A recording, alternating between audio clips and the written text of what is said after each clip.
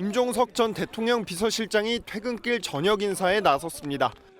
자신이 출마하려던 서울 중성동구갑에 민주당이 전현희 전 권익위원장을 전략 공천했지만 지지자들과 함께 새를 과시하며 출마 의지를 굽히지 않은 겁니다. 임종석 화이팅! 화이팅! 성동구민 무시하는 공천 무효다! 친문계 홍영표 의원과 송갑석, 윤영찬 의원은 현장을 찾아 지원 사격했습니다. 총선 승리에 대한 조그만 의지라도 있다면 임종석을 반드시 공천해야 한다는 겁니다. 임 전 실장은 국회에서 기자회견을 열고 공천 배제 결정을 재고해달라고 촉구하기도 했습니다. 왜 이렇게까지 하는지 도무지 납득이 되질 않습니다.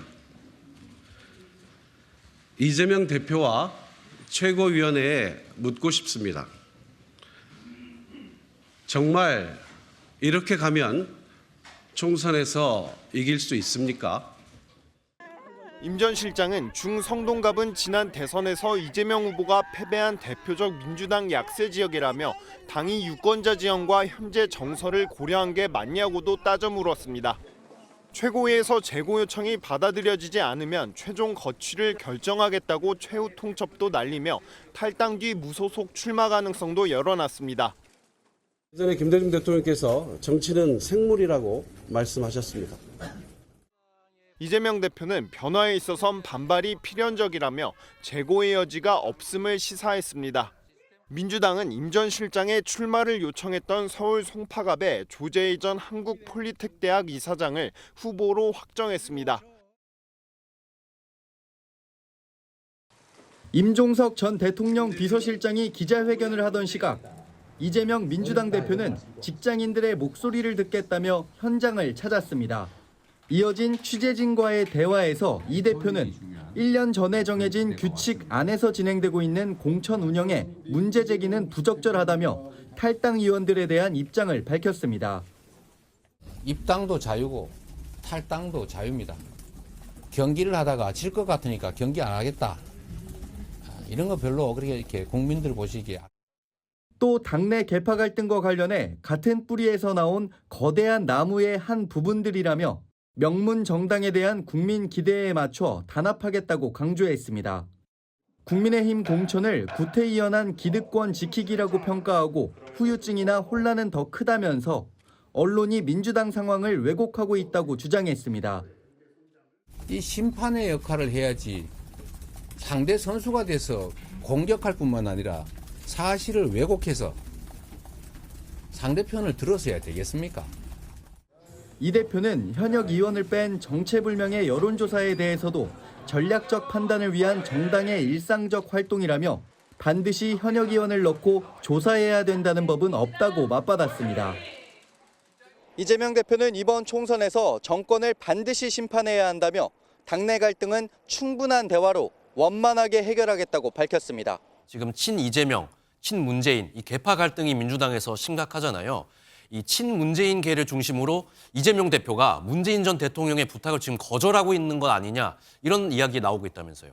네, 지난 4일 평산마을을 찾은 이재명 대표를 만난 문재인 전 대통령은 이 명문 정당을 언급하며 단합을 강조했는데요. 이 자리에서 임종석 전 실장 등 몇몇 인사의 공천을 챙겨달라는 취지로 말한 것으로 알려졌는데 결과적으로 받아들여지지 않은 상황이 됐습니다. 문재인 정부 청와대 출신 윤영찬 의원은 임 전 실장의 공천 배제에 대해 문 전 대통령으로선 뒤통수를 맞은 듯한 느낌일 것이라고 말했습니다. 배신감이 될 것 같기도 합니다. 충분히 인간으로서 그럴 수 있다고 생각을 합니다. 이재명 대표에게 그런 부탁을 했다면 그거는 대통령 입장에서는 굉장히 간절한 부탁이었을 겁니다. 네, 말씀 정리를 해보면 문재인 전 대통령의 부탁을 지금 이재명 대표가 거절한 상황인데 이런 상황에서 문재인 전 대통령이 직접 나설 가능성 있습니까? 네, 친문계의 공천 불이익이 계속되고 있다는 이런 반발이 터져 나오고 있지만 문 전 대통령은 침묵을 지키고 있습니다. 현재 공천 상황에 대해 우려를 표했다는 얘기도 나왔는데 문 전 대통령 측은 전혀 드릴 말씀이 없다고 선을 그었습니다. 직접 입장을 내면 오히려 갈등만 키울 수 있다고 판단하는 것으로 보입니다. 네, 뭐 침묵을 이어가고 있는데 친문계 입장에서는 가만히 있을 수는 없잖아요. 집당 탈당을 할 가능성 보이는 상황입니까? 네, 오선 중진의 30 의원은 어제 40년 동안 몸담았던 민주당을 떠나면서 이재명 대표를 거칠게 비판했습니다. 윤상군처럼 모든 의사결정을 자신과 측근과만 결정하고 의사결정에 반하는 인물들을 모두 쳐내며 이재명 대표에게 아부하는 사람들만 곁에 두고 있습니다. 진보당과의 단일화로 공천에서 배제된 울산 북구 이상원 의원도 무소속 출마를 선택하면서 현재까지 공천 과정에서 탈당한 민주당 의원은 5명으로 늘었습니다. 친문 핵심인 홍영표 의원도 탈당 가능성을 시사하며 탈당자가 최대 10명까지 될 수 있다고 언급했습니다. 네, 그런데 민주당 내부에서 계파 갈등의 이 핵심이라고 할 수 있는 인물이 바로 임종석 전 대통령 비서실장인데 임 실장의 어떤 탈당 가능성은 어떤 상황입니까? 네, 결론부터 말씀드리면 탈당 가능성은 낮아 보입니다. 예. 무소속이나 제3지대 소속으로 출마한다고 하더라도 민주당 전현희 후보와 표가 분산될 때 당선을 보장할 수 없습니다. 대신 이번 공천 파동에서 친문계 구심점으로 떠오른 만큼 오는 8월 전당대회를 노려볼 수 있습니다. 문재인 정부 출신, 청와대 출신의 이철희 전 정무수석은 오늘 방송되는 MBN 유튜브 지하세계 나는 정치인이다에 출연해 관련 전망을 밝혔습니다. 총선 그래 좋아. 내가 출마 안 할게. 대신에 그럼 전당대회에서 한번 붙어보자. 네. 그 이후에 또 대선 후보 가지고 한번 해보자. 이런 네. 식의 싸움의 계기들이. 이른바 명문정당이 처음 거론된 건 이재명 민주당 대표 취임 직후입니다. 전당대회 당시 친명 간 갈등에 대한 우려가 지속되자 문재인 전 대통령이 이 대표에게 힘을 실어준 겁니다. 친명 그룹과 친문 그룹이 같기 때문에 명자와 문자를 따서 명문 정당을 만드는 것이 바로 민주당이 가야 할 길이다. 이낙연 전 대표 탈당, 친문 공천 배제 우려 등으로 갈등이 재점화했을 때도 문 전 대통령은 평산마을을 찾아온 이 대표에게 총선 승리를 당부하며 명문 정당을 강조했습니다.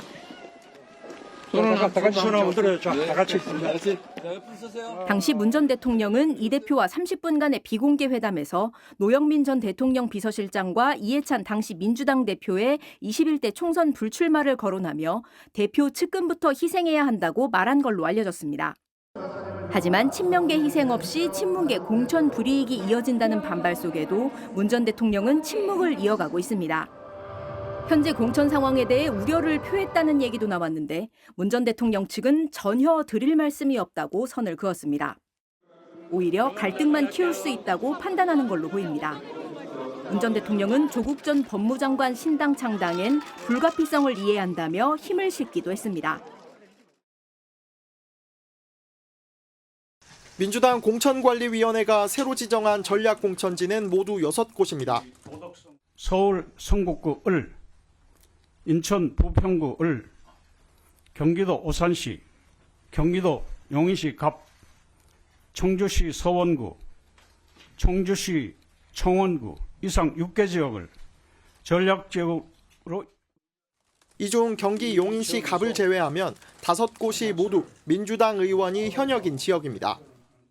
기동민 의원은 금품 수수 혐의로 친문 좌장인 사선 홍영표 의원과 이장섭 의원, 그리고 친명계 오선 안민석, 변재일 의원은 본선 경쟁력이 낮다고 공관위는 판단했습니다. 포괄적으로 전체 아마 실사보고서, 그다음에 경쟁력, 종합적으로 판단한 내용이라고. 일부 전략 경선이 치러질 수 있지만 현역 의원들은 반발했습니다. 홍 의원은 자신의 지역구를 전략 공천지로 지정할 이유가 전혀 없다면서 오로지 자신을 맡겠다는 뜻 아니냐며 격분했습니다. 친명계 안 의원도 친명이라서 희생을 강요하지 말라고 반응을 보였고, 변 의원도 모욕감과 분노를 느낀다며 재고를 촉구했습니다. 이런 가운데 9개 지역구에 대한 심사 결과도 발표됐습니다. 최대 격전지로 꼽히는 서울 종로에는 고 노무현 전 대통령의 사위인 곽상원 변호사를 단수 공천했고, 서울 중구 성동구 을 지역은 현역 박성준 의원과 정호준 전 의원이 맞붙습니다. 민주당 공천관리위원회는 선거구 획정이 끝나는 대로 남은 지역구에 대한 공천 심사를 진행한다는 방침입니다.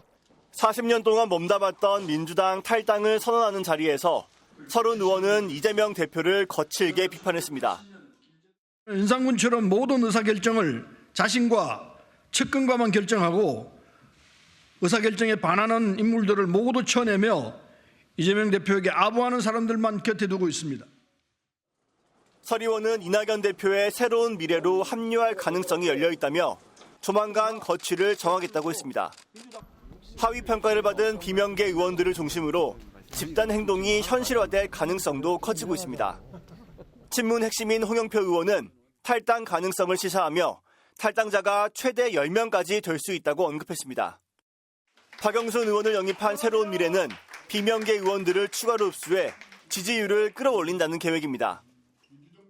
그 민주당의 지금 의원님들이 서로 상의를 하시면서 나름대로 집단적인 그런 의사결정을 하실 거라고 보고 지켜보고 있습니다. 진보당과의 지역구 단일화로 공천에서 배제된 울산 북구 이상원 의원도 무소속 출마를 선택하면서 현재까지 공천 과정에서 탈당한 민주당 의원은 5명으로 늘었습니다.